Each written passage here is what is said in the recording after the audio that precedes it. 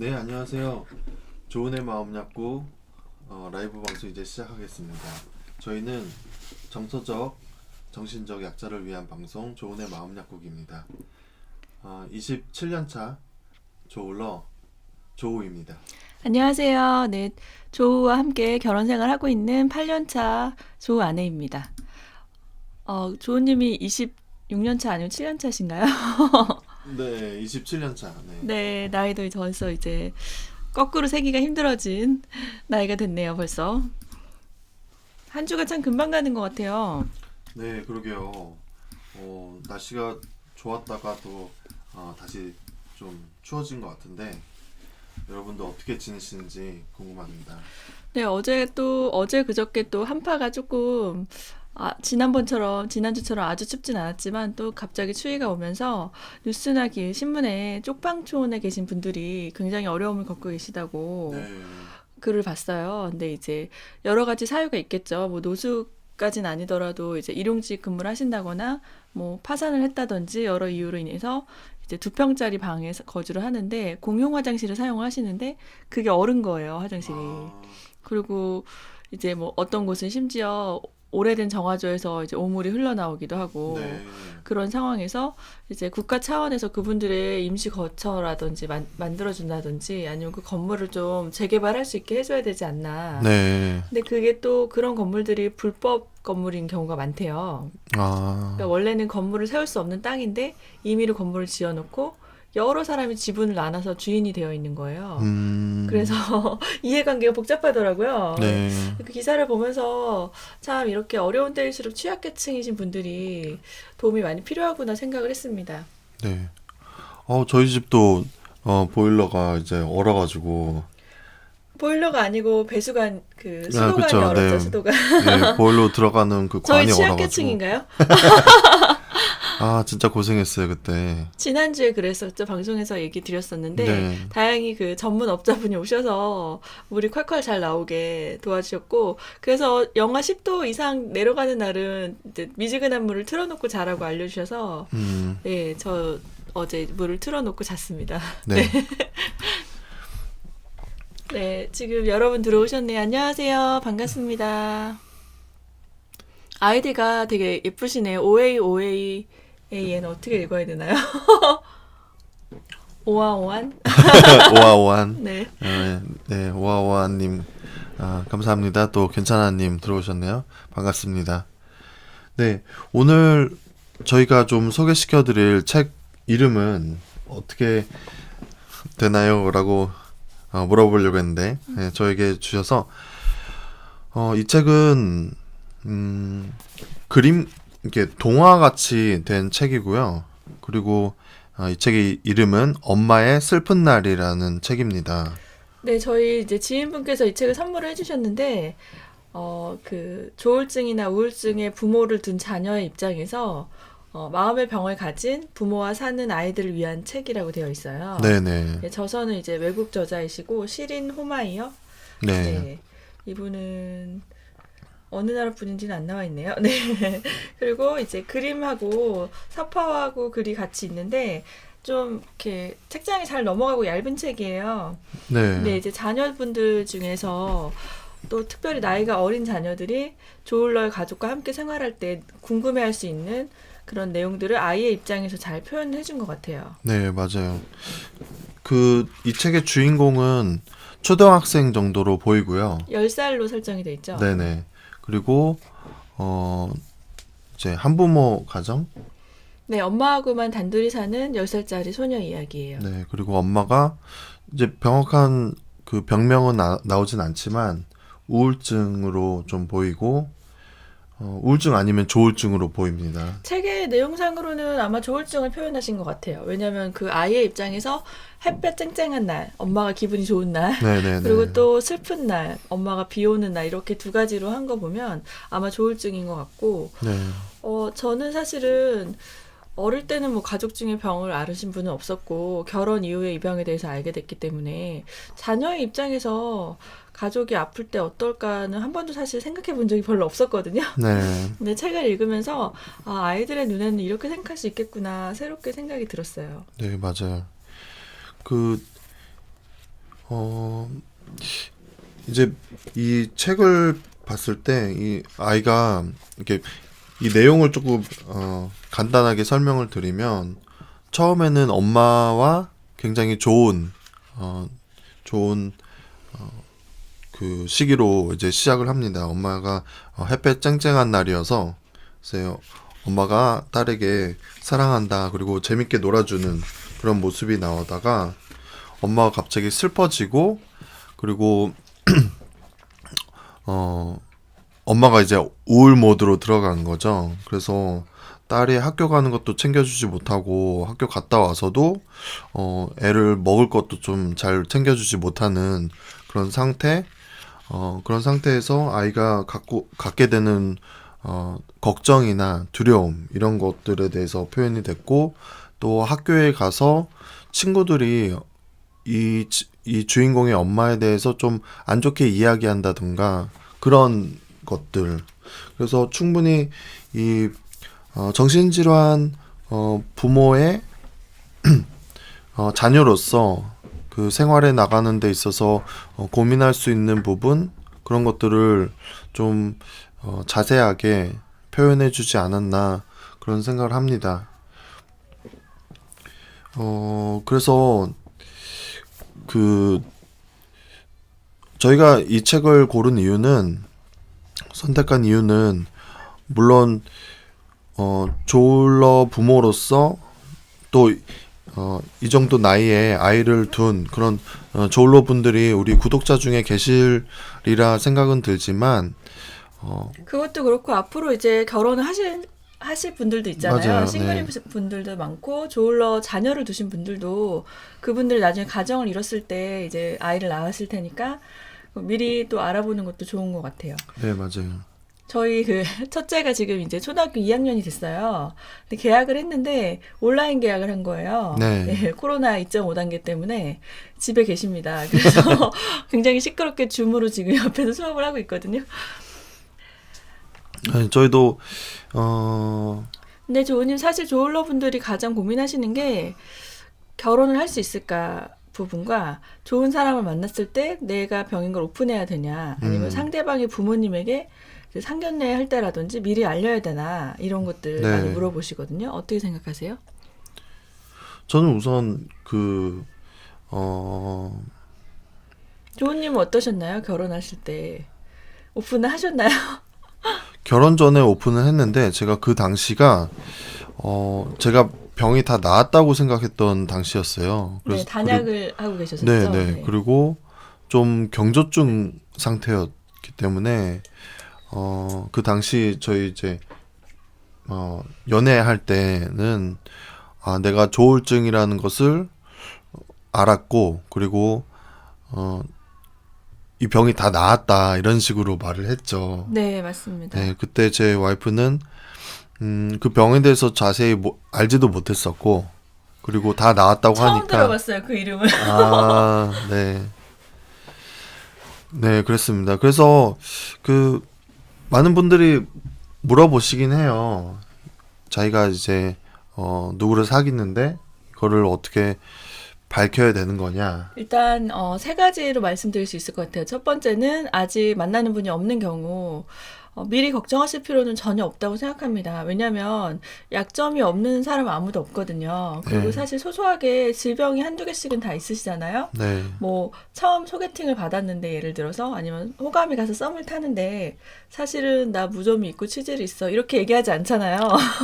왜 하필이면 또 무좀까지 아니 그러니까 누구나 있을 수 있는 네. 그냥 간단한 질병이 아니면 우리 엄마는 당뇨고 우리 할아버지는 고혈압이야 이렇게 얘기하지 않잖아요. 네. 사실 그런 것도 다 유전성이 있는 병이거든요. 그리고 뭐 물론 100% 유전은 아니지만 생활 습관이 가족이기 때문에 닮을 수밖에 없어서 위험도가 높은데 그렇게 이제 자신의 약점을 굳이 먼저 밝힐 필요는 저는 없다고 생각해요. 그리고 또 저희처럼 병이 있음에도 불구하고 서로를 사랑할 수 있는 사람을 만날 수 있기 때문에 얼마든지 제가 조울러 가정을 정말 주변에서 많이 봤습니다. 그래서 교제하기 전에는 미리부터 걱정하시거나 첫 만남에서 오픈하거나 이러실 필요는 전혀 없다고 생각하고요. 네네. 이미 교제를 하고 있는데 결혼을 전제로 진지하게 만나고 계신다. 네. 그렇다면 이제 상대방에겐 당연히 얘기를 하셔야겠죠. 그리고 그냥 이런 병이 있어 정도가 아니라 내가 언제부터 발병했고 지금 약을 먹고 있고 이 병원에 다니고 있다. 그래서 더 알고 원하면 같이 병원에 가서 한번 의사와 상담을 해보자라든지 네. 아니면 관련된 책을 좀 부드러운 내용으로 있는 걸 같이 읽어보신다든지 좀 적극적으로 저는 알려줄 필요가 있다고 생각해요. 네. 왜냐하면 부부가 되면 이제 부모의 그늘에서 벗어나서 상대방의 배우자가 내가 재발했을 경우에 모든 걸 책임져야 되잖아요. 네. 그래서 충분히 알리고 알아야 된다고 생각하고 세 번째는 이제 결혼까지 하기로 하셨어요. 그런데 상대방의 그 부모님에게는 저는 아직은 얘기하지 않는 게 좋다. 네. 굳이 거짓말이라고 생각하실 필요는 없고 왜냐하면 알 수 없는 거잖아요. 결혼해서도 사실 안정적으로 재발 없이 사는 경우도 많이 있어요. 그리고 또 반대로 발생될 수 있는 일이 있는데 이제 부모님에게 그걸 오픈했을 때 두 분의 의사와 상관없이 결혼 자체가 성사가 안 될 확률이 높기 때문에 그거는 좀 결혼이 성사가 된다고 하더라도 좀 부모님께서 만족스러워 하시지는 않겠죠. 계속 그걸 가지고 이제 뭐라고 하죠? 꼬투리? 네, 트집을 잡는다든지 네. 그런 빌미 물론 이제 모든 부모님이 자녀를 사랑하시기 때문에 자녀 입장에서 생각하실 수 있는데 저는 그래도 부부의 선택이라고 봐요. 그런 질병이 있더라도 예를 들어서 저희가 뭐 가끔 TV나 이런 곳에서 보면 선천적인 장애가 있는데 장애 있는 분과 결혼하시는 스토리들이 나오잖아요. 네네. 그래서 뭐 다리가 불편하셔서 없다든지 뭐 눈이 안 보인다든지 이런 분들하고도 가정을 이루고 사시는 분들이 많은데 그거는 성인이기 때문에 그분들의 선택을 존중해야 된다고 생각하거든요. 네. 그래서 이제 조울러 분과 결혼하신 당사자의 의견을 저는 존중해야 된다고 생각하고 네. 그래서 부모님이 막 너무 적극적으로 반대하시거나 이런 불상사를 막기 위해서 결혼 전에는 오픈하는 걸 추천드리진 않아요. 네. 네. 저는 그리고 누군가 이렇게 네, 댓글에 누가 저도 그래서 결혼 못할 뻔했어요. 네. 네, 말씀드리지 않는 게 좋을 것 같습니다. 왜냐면 결혼해서 같이 사실 게 아니잖아요. 그리고 생각보다 조울러분들이 그냥 평범합니다. 생활을 했을 때 막 정말 이상하고 이런 게 많지 않아요. 뭐 아주 재발이 올라오고 증세가 안 좋을 때 간혹 그렇게 되는 건데 너무 이제 걱정을 하셔서 아예 일상생활이 안 된다고 생각하실 수 있잖아요. 그런 편견을 드릴 필요는 없는 것 같아요. 네. 우선 이렇게 생각하는 게 좀 중요할 것 같은데 누군가 교제 전에 또는 교제하면서도 내 자신의 정체성을 조울러라고만 생각하지 않았으면 좋겠어요. 그러니까 내가 조울러인데 누굴 만날 수 있을까? 내가 조울러인데 누구에게 사랑을 받을 수 있을까? 이런 생각보다는 그러니까 내 자신을 조울러 말고 다른 정체성, 건강한 정체성을 갖는 거가 좀 중요한 것 같아요. 맞습니다. 네. 나를 구성하고 있는 요소가 조울증만 있는 건 아니잖아요. 네네. 제가 전에 TV에서 봤는데 어떤 젊은 부부가 이제 결혼하기 전에 되게 알콩달콩 연애를 하시다가 아내분 이렇게 예비 신부가 암에 걸리신 거예요. 네.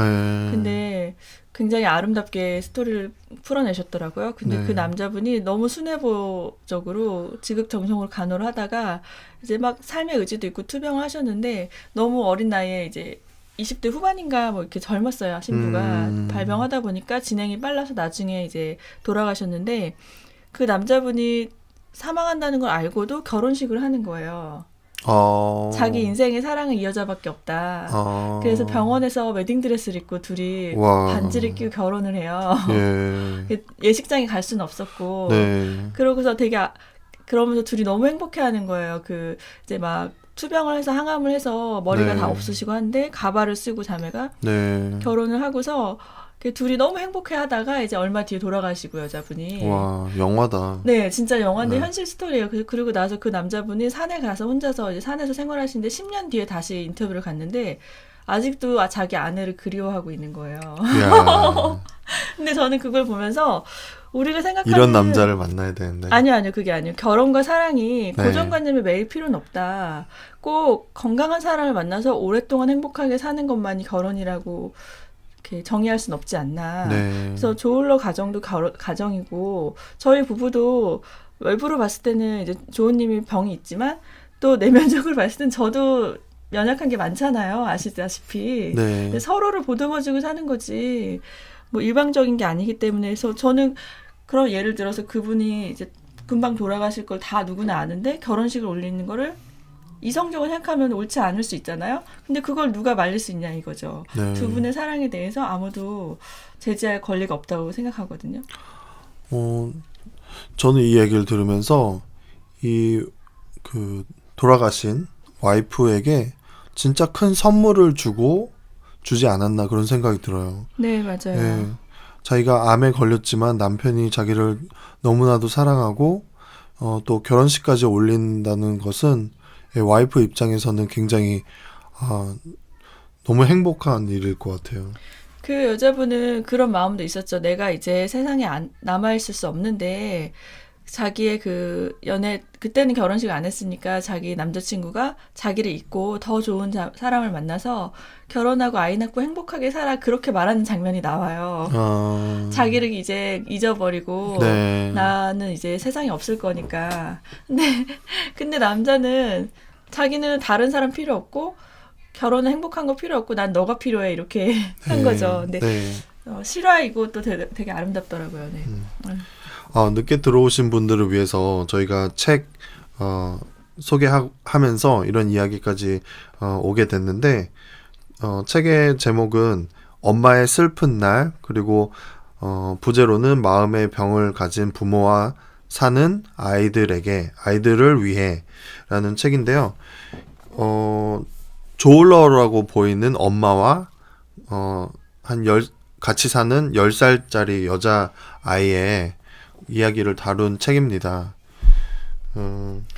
네, 저희가 너무 저희끼리 수다를 떨고 있었네요. 반갑습니다. 사감님, 출발님, 오가을님 반갑습니다. 네. 네. 그래서 저희가 연애 얘기를 왜 하게 됐냐면, 조울러 분들이 가정을 이뤘을 때, 이제 자녀의 관점에서 이 병을 어떻게 이해할 수 있는지, 또 아이들이 느끼는 어려움이 뭔지, 그거를 책을 통해서 알게 됐어요. 네. 근데 저는 처음 알았는데, 이 책의 주인공이 이제 엄마랑 단둘이 사는 10살짜리 여자아이인데, 엄마의 아픈 모습을 보면서 내가 행복해도 되나? 이런 생각을 한다는 거예요. 엄마가 슬픈 날이고 엄마가 이제 손도 까딱할 수 없이 계속 누워 있는데 자기는 재밌고 행복해도 되는 거에 죄책감을 느끼는 거예요. 네. 엄마는 이렇게 아픈데 나는 재밌어도 되나? 이런 생각을 한다는 거죠. 저는 그게 되게 신선했어요. 아, 이렇게 생각할 수도 있구나. 네. 아이들은. 그렇죠. 거기서 이제 이 책에서 중요한 역할을 하는 분이 나오는데 네. 이제 이 주인공의 선생님이죠. 학교 선생님. 학교 네. 담임 선생님이신데 그 선생님이 하루는 아픈 사람들에 대해서 설명을 해요. 네. 그렇게 설명을 하고 또 다음 날에 마음이 아픈 사람들에 대해서 설명을 하는데 이 아이가 마음이 아플 수 있구나라는 생각을 하는 거죠. 네. 네, 마음에도 병이 걸릴 수 있구나. 그래서 그 아이는 엄마가 마음이 아픈 거라는 그런 인식을 갖게 되고 또 이 선생님이 아이에게 해준 그런 중요한 말이 있는데 방금 말한 것처럼 아이가 내가 행복해도 되나? 내가 놀아도 되나? 재밌게? 그런 생각을 갖고 있었는데 선생님께서 너는 행복해도 돼. 또 재밌게 놀아도 돼. 이런 말을 해주거든요. 네, 맞아요. 네, 그래서 이 선생님의 말씀이 굉장히 이 아이에게 좋은 영향을 끼치고 또 이 선생님이 이 아이의 집에 또 가게 돼요. 방문을 네. 하면서 또 그런 전문의와 연결을 시켜주는 좋은 역할을 하게 됩니다.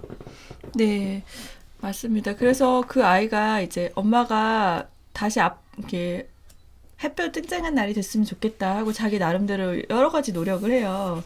집안일을 한다든지 그리고 이제 학교에서 돌아왔는데 엄마가 문을 열어주지 않아서 열어줄 때까지 문 앞에서 기다리는데 뭐 이런 모습들을 보면서 그 선생님이 아이에게 정확하게 얘기를 해주죠. 너가 그렇게 집안일을 하고 착한 어린이가 되는 게 엄마는 정말 기쁘셨을 거야. 하지만 너가 그런 행동을 한다고 해서 엄마의 아픈 게 나아지진 않아. 그리고 마음이 아픈 병을 위해서 어린아이들이 할 수 있는 일은 없어. 어른들이 치료를 받고 전문가의 도움을 받아야 돼. 네. 너가 한 일은 정말 잘한 일이지만 너가 노력해서 엄마가 아픈 게 나아지진 않는다고 알려주는 거예요. 네. 근데 이게 이 책이 외국 책이다 보니까 약간 정서가 외국 정서인 것 같은데 되게 직설적으로 말을 하잖아요. 네. 네가 이렇게 했으니까 엄마가 나았으면 좋겠다 이렇게 해주는 게 아니라 이렇게 해도 엄마의 병엔 영향은 없어. 근데 너 잘못이 아니야 라고 말해주는 게 전 참 좋았던 것 같아요. 네. 이 책 뒤에 이제 부록으로 모든 어린이들은 행복할 자격이 있습니다라는 제목의 김민화 아동발달 심리학 박사님이 이제 쓰신 글이 있는데 여기서 이제 부모들이 그냥 무심코 뱉는 말에 아이가 갇힐 수 있다는 거예요. 네. 그것을 어떻게 말씀하셨냐면 엄마는 언제 나을까요? 라고 묻는 아이에게 너가 말을 잘 들으면 금방 낫는단다. 이런 말을 무심코 할 수 있다는 거예요. 근데 되게 위험한 발언이네요. 네. 근데 이 아이들은 부모의 병이 왜 생겨나고 또 어떻게 될 건지 전혀 모르는데 네가 말 잘 들으면 이라는 가정은 너 때문이다라고 들을 수 있다는 거예요. 네, 그럴 수 있겠군요. 네. 이혼 가정 아이들도 그런 생각을 그러니까요. 그리고 그런 말, 뭐 만약에 부부 싸움이 있었는데 아이에게 너 때문에 우리 엄마 아빠가 싸우는 거잖아. 뭐 이런 말은 절대 해서는 안 되는 말인 것 같습니다. 네, 제가 방금 얘기했던 그 내용의 주인공을 찾았는데요. MBC에서 2006년도에 방영했던 휴면 다큐 너는 내 운명이라는 네. 영상이에요. 네. 유튜브나 이런 데 이제 다큐 너는 내 운명 이렇게 찾아보시면 있을 텐데 실화로 예, 방영이 됐고 이거를 보고 너무 감동을 받아서 가수 이승환 씨가 사랑이 어떻게 그래요 이런 노래를 작사했다고 하시네요. 네. 제목이 이거 보시면 근데 100% 울 거예요. 저는 이거 진짜 볼 때마다 너무 슬픈 것 같아요. 네. 네. 아까 암환우와 결혼한 네. 남편분의 이야기를 하시는 거죠? 네, 25살짜리 서영란님과 34살짜리 정창원님이란 분이 이제 마트에서 근무하다가 사랑에 빠졌는데 이제 발병을 해서 투병하고 결혼식까지 올리고 이런 아름다운 이야기입니다. 네. 네. 그리고 네, 댓글에 말해주셨는데 어린 시절에 주위에 이제 좋은 어른과 좋은 선생님을 만나는 게 정말 행운인 것 같다 하시는데 진짜 맞는 것 같아요. 왜냐하면 이 선생님이라는 역할이 너무나 중요한 게 지식을 전달하는 것뿐만 아니라 아이들에게서는 어떻게 보면 롤모델이잖아요. 네네. 꼭 닮고 싶다 이렇게 생각하지 않아도 무심코 던진 말이나 행동이 오랫동안 기억에 남고 자기 자아 정체성을 형성하는 데 영향을 미치는데 저도 그런 것 같아요. 어릴 때 수업할 때 선생님이 저한테 해줬던 칭찬 한마디. 맞아요. 그런 게 오랫동안 기억에 남잖아요. 맞아요. 그 선생님이 해주셨던 칭찬 한마디가 한 아이의 인생을 바꿔놓습니다. 네, 맞아요. 그리고 제가 이제 어릴 때 영어를 잘 못했는데 저희 어릴 때는 중학교 때 I'm a girl, you are a boy를 배웠어요. 알파벳부터 네네. 중학교 1학년 때 배웠죠. 요즘 애들은 유치원 때 배우는데 네. 근데 그때 영어를 뭐 접한 적이 없으니까 저는 영어를 되게 못했는데 수업하다가 무슨 질문을 했는데 선생님이 이제 번호로 부르잖아요. 몇 번 말해봐 이래가지고 그때 제가 대답을 했는데 칭찬을 해주셨어요. 저렇게 센스 있는 애들이 영어를 잘해 뭐 이렇게. 네. 그리고 뭐 눈도 안 마주치고 책을 보고 그냥 한마디를 하셨는데 그 뒤부터 영어가 재밌는 거예요. 내가 영어를 잘할 수 있는 애인가 이런 생각을 하면서 좋아했던 기억이 납니다. 네. 그러니까요. 초등학교 때 이렇게 칭찬받는 게 진짜 중요한 것 같아요. 조은님은 칭찬받으셨던 기억 뭐 없으세요? 저는 초등학교 때 워낙 이제 한국말을 못했었고 잘 하게 됐어도 말이 없었어요. 그래서 네. 존재감이 없었던 아이였는데 선생님한테도 칭찬받은 일이 없어요. 기억이 안 나시는 거 아니에요? 아니에요, 없어요. 저는 이거 중학교 때 칭찬받은 건데요. 네. 뭐 저희 때 선생님들이 막 이렇게 칭찬을 많이 해주시고 이런 캐릭터는 사실 별로 없었죠. 그래도 그건 네. 생각나요. 이제 제가 중학교 2학년 때 발병을 했는데, 중학교 2학년 담임 선생님이, 담임 선생님 성함까지도 기억이 나거든요. 아, 그래요? 예. 네.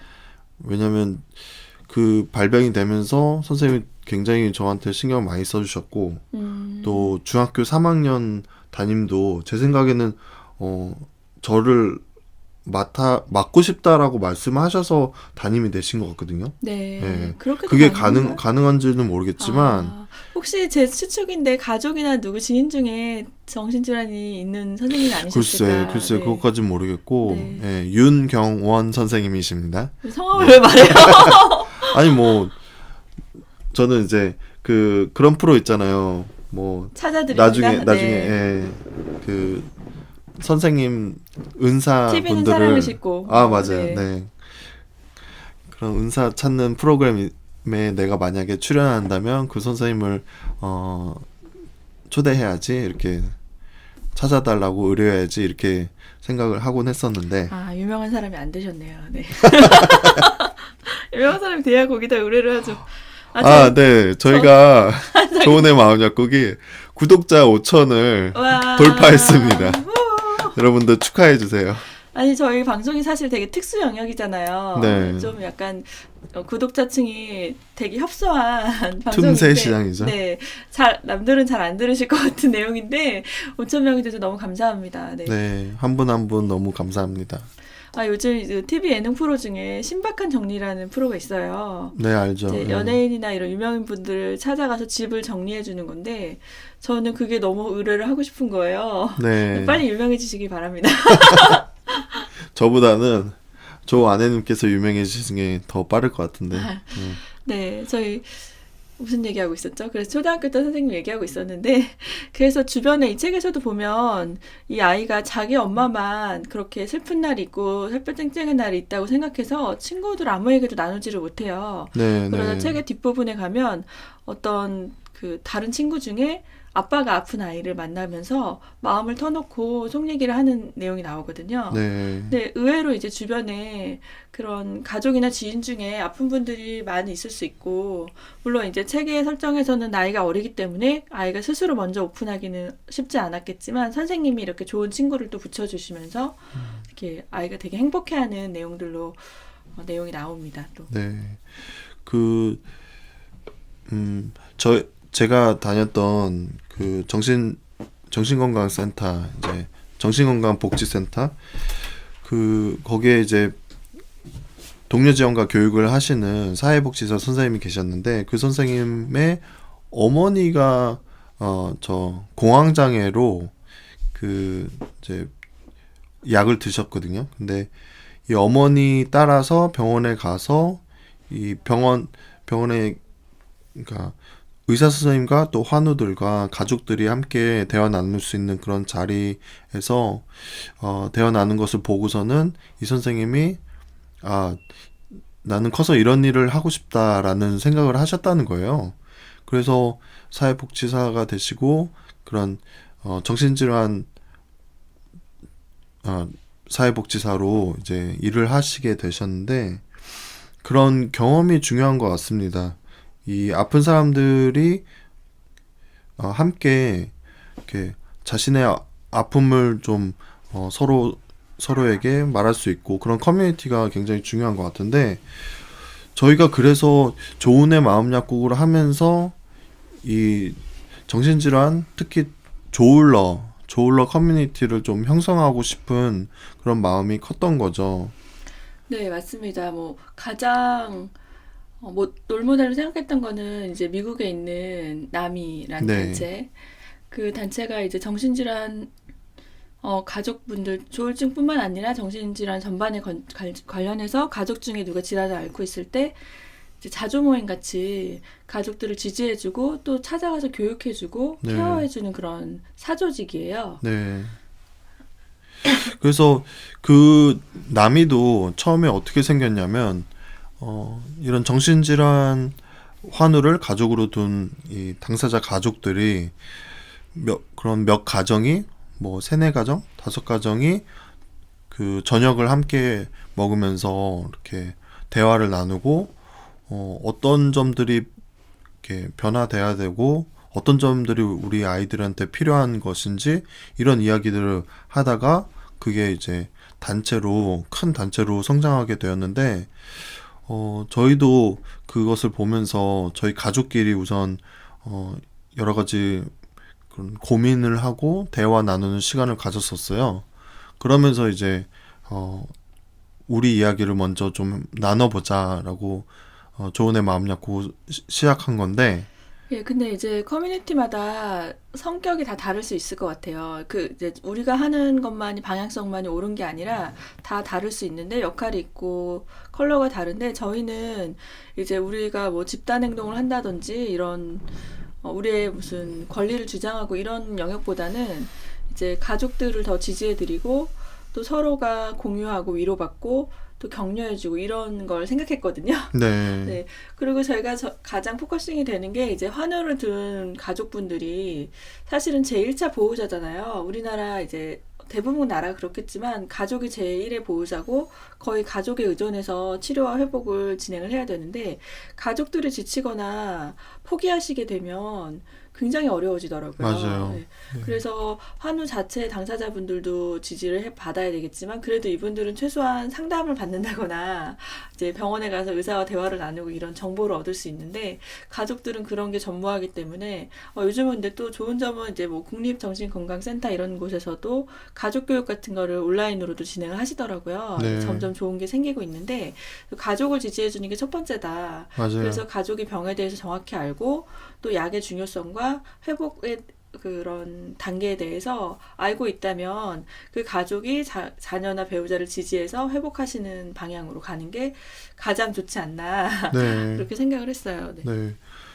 가족이 무관심한다거나 아니면 뭐 방치를 한다거나 이해를 못한다거나 또는 이해를 못하기 때문에 그 당사자를 힘들게 한다던가 이런 또는 당사자의 그런 어려움들을 계속해서 봄으로 인해서 어느 정도 이렇게 번아웃 되신 네, 거죠. 번아웃되고 네. 포기하게 되는 그런 분들이 계실 텐데 저희가 그래서 유튜브 컨텐츠를 통해서 그분들에게 좀 힘을 주기 원했고 또 그런 걸 하면서 카카오 상담도 해왔던 건데 네, 저희는 사실 뭐 전화 통화나 뭐 직접 만나서 이런 그 도움을 드리고는 싶지만 그것은 저희의 영역이 아닌 것 같아서 이렇게 온라인으로 유튜브를 통해서 여러분들에게 좀 좋은 정보를 드리기 원하고 또 저희의 경험들을 공유함으로써 이 회복의 여정을 같이 걷고자 하는 그런 마음에서 조은의 마음 약국을 하는 것 같습니다.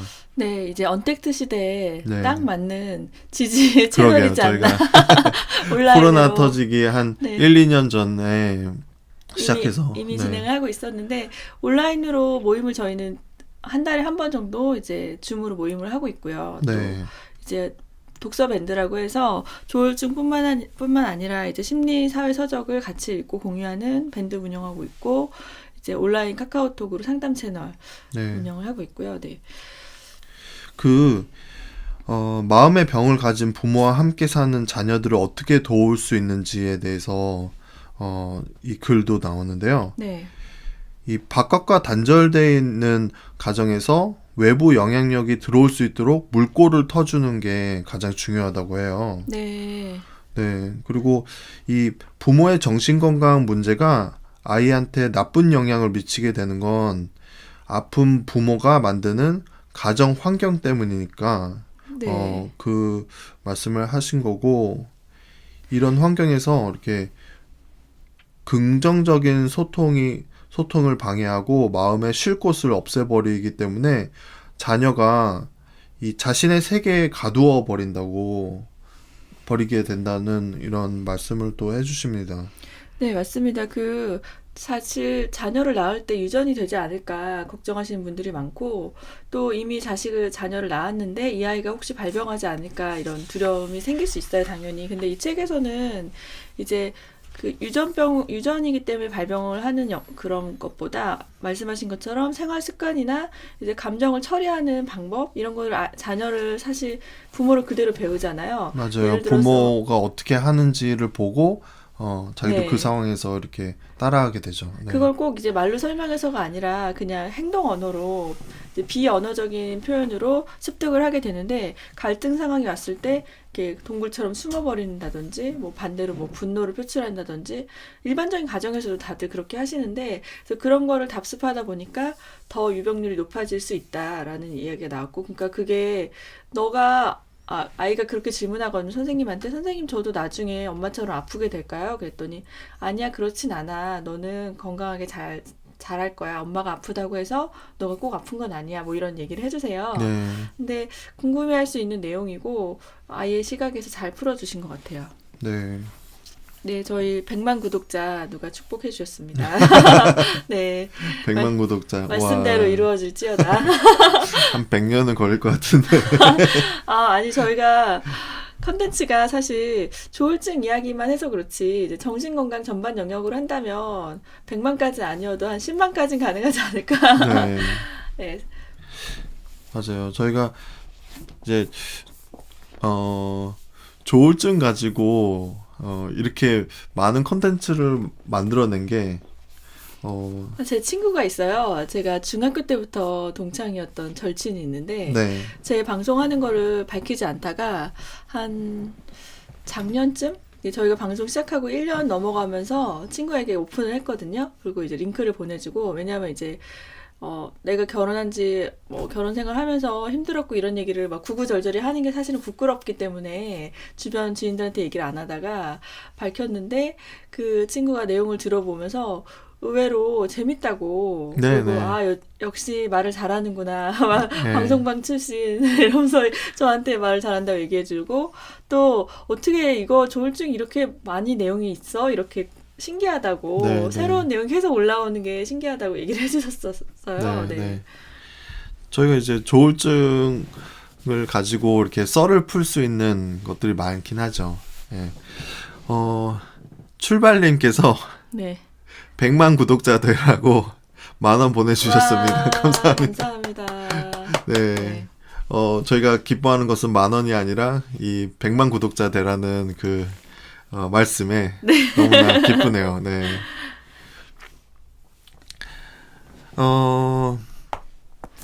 이 책은 그러면 가격이 8,500원이고요. 문학동네라는 출판사에서 나온 엄마의 슬픈 날이란 책입니다.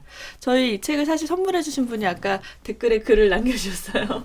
네, 잘 감사합니다. 읽었습니다. 좋은 책을 항상 추천해 주시는 다독하시는 분이십니다. 네. 네. 그 저희가 라이브 방송을 하니까 또 슈퍼챗도 보내주시고 네네. 재밌네요. 한 조울러가 계신데요. 이 여자분인데, 이 소개팅 앱을 통해서 그 한 남자분을 만나셨대요. 그래서 네. 만났는데, 그냥 별로 이렇게 이 남자랑 깊은 관계가 될 거라는 생각을 안 해서, 조울증을 앓고 있다라고 말을 했대요. 근데 다음에 만났는데, 조울증에 대해서 공부를 하고 왔다는 거예요. 이 네. 남자분께서. 그리고 그러다가 이제 그런 좋은 관계가 유지돼서 결혼도 이제 골인을 하셨는데 네. 그 전에 이제 남편분이 되실 분이 애인이 한 말이 약만 잘 먹어라. 그러면 내가 충분히 이렇게 결혼할 수 있을 것 같다. 네. 네. 그렇게 말씀을 하셨다고요. 와, 미리 공부를 해오시고 네. 되게 열정적이시네요. 예, 약만 네. 잘 먹으면 별 문제 없을 것 같다 이렇게 네. 말씀하신 거죠. 네, 그래서 그리고 조울러 여성분들, 그러니까 꼭 여성분들은 아니지만 조울러와 결혼하는 분들이 성품이 다들 좋으세요. 네. 네, 그런 아픔에 대해서 공감할 줄 알고 또 그런 아픔이 있지만 그런 아픈 모습만 보이는 것이 아니라 사랑스러운 모습도 볼 수 있는 그런 능력을 가지신 분들이기 때문에 네. 네. 그래서 꼭 조울러 분들은 뭐 결혼을 못 한다거나 아니면 그런 행복한 결혼 생활을 하지 못하지 않을까라는 걱정은 안 하셔도 좋을 것 같습니다. 행복하신가요? 그럼요. 네. 행복하죠. 얼마나 네, 말씀 행복합니까? 잘하셔야 됩니다. 네. 네. 행복하시죠? 네. 그럼요. 갑자기 갑자기 훅 들어오는 멘트. 네. 저희가 이제 조울증 관련된 책들이 사실 굉장히 많아요. 국내 저서도 있고 외국 저서도 있고 또 요즘에는 당사자분들이 책을 내시거나 이제 아니면 이제 소소하게 출판을 하셔서 저희한테 보내주시기도 하고. 네. 근데 이제 다 소개해드리고 싶은데 어떻게 하면 좀 여러분들이 공감할 수 있을까 해가지고 조금 선정을 해서 선별을 해서 지금 소개를 드리고 있습니다. 네, 이런 책들이 많이 나오는 것이 이 사회에서 이런 어려움이 있지만 나는 이것을 부끄럽게 생각하지 않고 또 이 병은 이런 병이야. 내가 경험했더니 나도 평범한 생활을 했었는데 병에 걸리니까 이런 생활을 하게 됐고 그런 회복 에세이들이 많이 나오면 좋을 것 같고 지금도 많이 나오는 그런 흐름이기 때문에 참 좋은 방향이지 않나 생각을 합니다. 네, 맞습니다. 제가 또 요즘 자꾸 이렇게 저는 왜 이런 것만 보이는지 모르겠는데 어떤 사법고시 시험을 6개월 앞둔 뭐라고 하죠? 그거를 공부하시는 분들? 사실? 로스쿨? 네. 로스쿨 졸업을 6개월 남긴 네. 어떤 남자분이 이제 암을 투병하게 되신 거예요. 네. 그게 TV에 나왔었는데 그분이 어느 날 이제 그 숙식을 같이 하시잖아요. 사법연수원 이런 데 들어가면 네네. 거기서 기숙사 생활하면서 공부를 하는데 배가 많이 아팠대요. 네. 근데 화장실에 갔을 때 약간 혈변이 나오고 그래서 그냥 스트레스 받고 공부를 많이 계속 앉아서 하니까 힘든가 보다고만 생각했는데 어느 날 자고 일어났는데 침대가 흥건히 젖을 만큼 피가 나와 있는 거예요.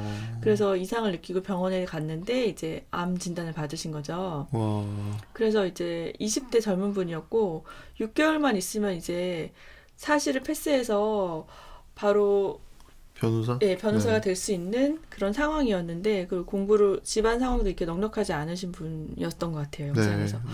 근데 굉장히 공부를 잘하는 분이었고 근데 또 되게 성품이 너무 좋으신 거예요. 네. 처음에는 뭐 받아들일 수 없었는데 이제 그거를 인정해 가면서 첫날은 암입니다. 그 다음날 가면 뭐 폐에 전이 됐습니다. 그 다음날 가면 간에도 전이 됐습니다.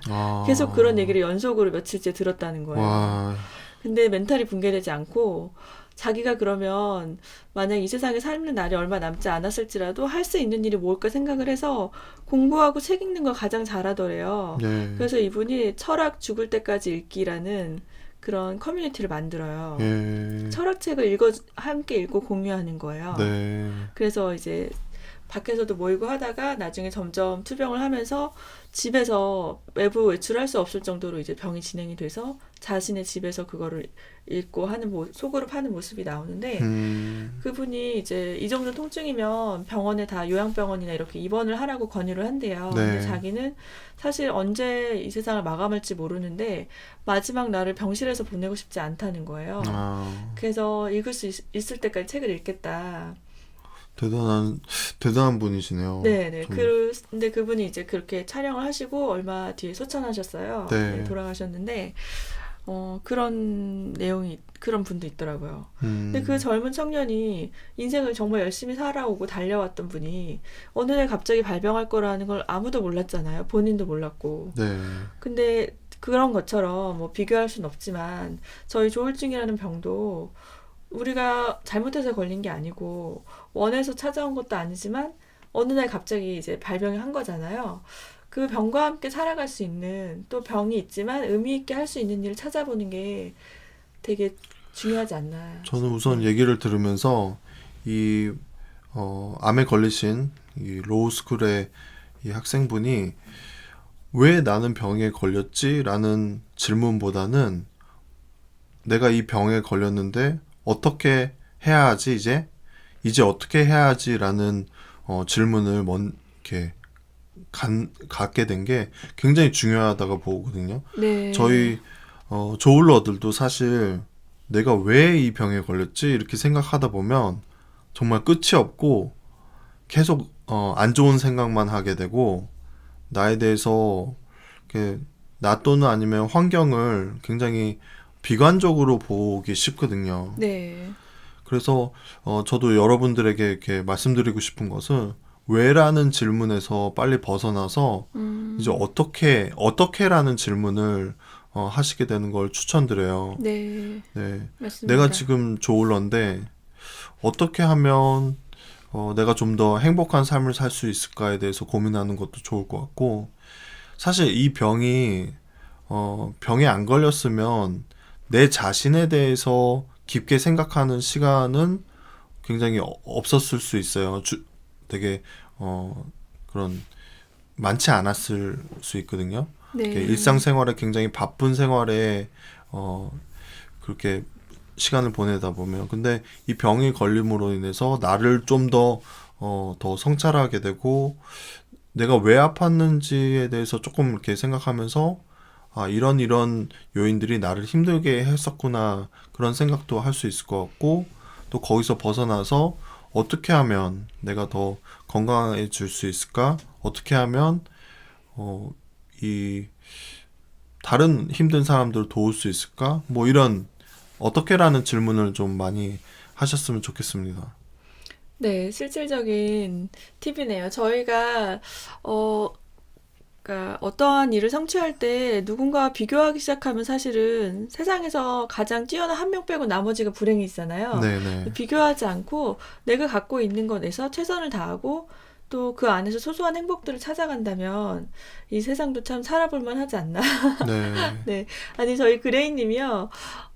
그 방송을 좀 영상을 요즘 준비하고 있어요. 네, 네네네. 뭐, 그레이도 한다 이렇게 해가지고 네. 아주 소소한 집안일 하는 영상을 저희가 편집 중에 있는데 조만간 곧 오픈해드리겠습니다. 네, 네. 재밌어요. 네, 그러니까요. 뭐 여러분들께서도 이 책의 내용이나 아니면 갖고 계신 질문도 계시면 저희가 질문을 이제 받아서 어떻게 생각하는지 좀 나누는 시간 갖겠습니다. 저희가 한 10분 정도 더 방송을 하고 오늘의 라이브 방송을 마치려고 하는데요. 네, 뭐 다음 방송에서 궁금한 내용이라든지 이런 것들을 메일 뭐죠? 댓글이나 아니면 유튜브에서 쪽지를 보낼 수 있나요? 유튜브에서는 쪽지 보내는 기능 없습니다. 아, 네.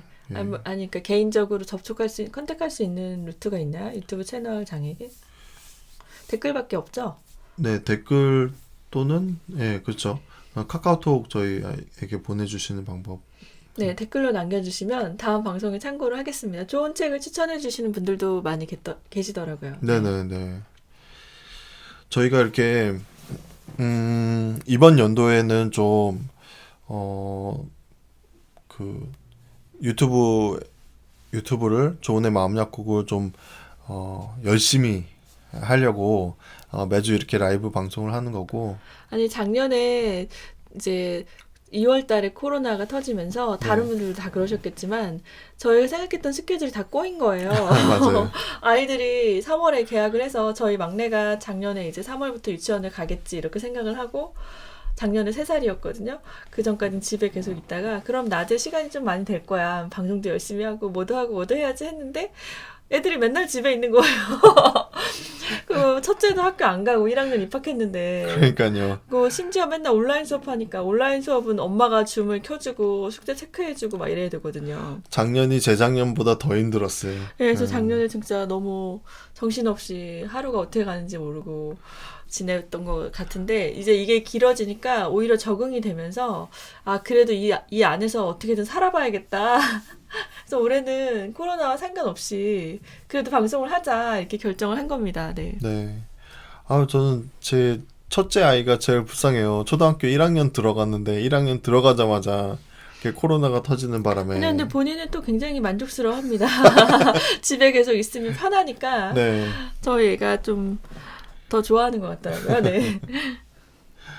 한 분께서 코로나 상황에 조우님은 스트레스 안 받으시나요? 라고 물어보셨는데 저는 사실 집에서 보내는 시간이 굉장히 많았거든요. 코로나 전이든 코로나 후든 상관없이 집에서 일하고 또 집에 있는 시간이 많아서 어, 그래서 그런 말씀들 하시잖아요. 코로나로 인해서 재택근무하면서 아내와 또는 이제 부부간에 보내는 시간이 집에서 보내는 시간이 많아서 뭐 부부싸움도 많이 하게 되고 또 이혼율도 높아졌다 이런 말씀들 하시는데 저는 뭐 코로나 전이나 코로나 후나 비슷했어요. 똑같이 비슷했고 스트레스 받으시고. 네네 비슷했고 네. 또 좀 더 힘든 게 있었다면 아이들이 계속해서 나가지 못하고 집에 있으니까 그 뭐 하다못해 놀이터도 진짜 갈 수가 없고 육아가 키즈 장난이 카페도 다 아니에요. 문을 닫고 그러니까요. 애들도 답답해하죠. 예. 그래도 감사한 거는 저희 집이 이제 아파트 1층이어가지고 이제 마루에서 뭐 방방이를 뛰거나 이런 게 가능해요. 네. 그리고 또 오래된 아파트라서 오히려 소음 방음이 잘 되더라고요. 맞아요. 그 예. 옛날 건물이어서 이제 방음이 잘 돼서 층간 소음으로 고민해 본 적은 없습니다. 애들이 예. 셋인데 막 뛰어다니거든요.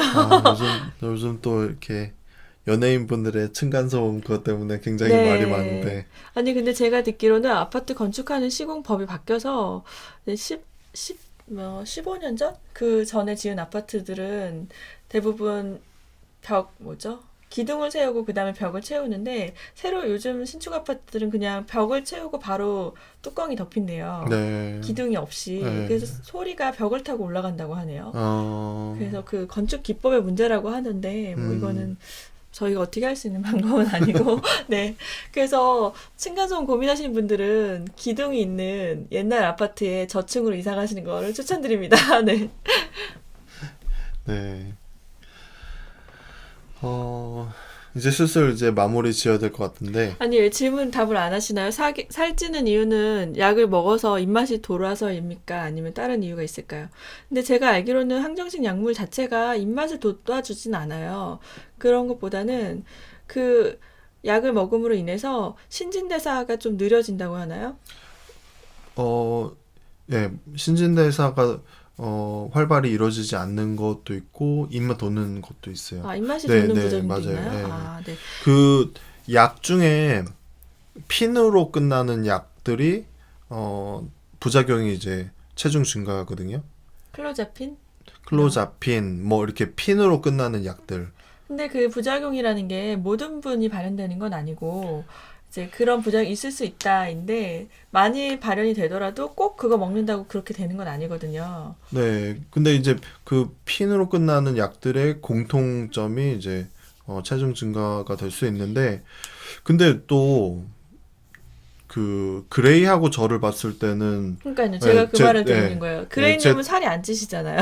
맞아요. 제 동생은 뭐 하루에 12시간 이상 자는데 예, 살이 그렇게 많이 안 찌진 않죠. 또 약도 더 많이 훨씬 용량이 높은 약을 네, 먹고 네. 있는데도 그레이님은 이제 체중 증가로 고민하신 적은 아마 별로 없는 제 것 같아요. 추측으로는 자는 시간이 많아서 먹는 시간 먹는 게 적지 않나. 아니 이렇게 자기 합리화하지 마시고요.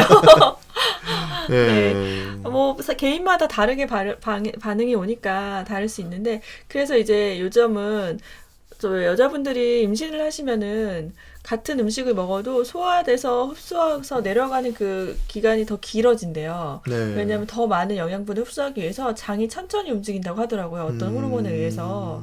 그래서 같은 음식을 먹어도 좀 더 살이 찐다고 네. 하더라고요. 물론 이제 더 먹는 것도 있지만 그거랑 마찬가지로 우리의 의지와 상관없이 몸이 반응이 느려지는 건데 이제 다 알고 계시겠지만 노력하는 수밖에 없는 것 같아요. 좀 더 많이 움직이고 음식도 가능하면 이제 우리가 알고 있는 건강식, 네. 이제 야채나 뭐 그런 한식 위주로 식사를 네. 하시고 이렇게 노력하셔야 되지 않나. 네. 뭐 저도 뚱뚱해서 할 말이 없습니다. 그러게요. 네, 뭐라고요? 아니 저도 그렇다고요. 네. 예. 마지막에 부부싸움하고 끝내시려고요? 그러게요라는 게 저도 저도 뚱뚱해서 뭐라고 해드릴 말씀이 별로 없네요. 예, 오늘 그 마음의 병을 가진 부모와 사는 아이들을 위해서 쓰여진 책 엄마의 슬픈 날에 대해서 이 책을 가지고 이야기 나눠봤고요. 우리가 이제 조울러라고 해서 연애를 못 한다거나 아니면 결혼을 못 한다거나 아니면 건강한 아이를 낳고 또 키우지 못한다거나 이렇지 않다는 거 네, 좀 맞습니다. 말씀드리고 싶습니다. 네. 네, 오늘도 이렇게 1시간 동안 같이 해주셔서 너무 감사드리고요. 저희가 별 얘기 안 하는데도 들어와 주시는 청취자분들께 감사의 말씀을 드립니다. 네. 네. 다음 주에 또 재밌는 책으로, 또 유익한 책으로 저희가 준비해서 방송 찾아뵙겠습니다. 네. 그러면 여러분들 감사드립니다. 네, 오늘도 좋은 하루 되시고요. 네. 다음에 또 좋은 방송으로 찾아오겠습니다. 예, 감사합니다. 감사합니다.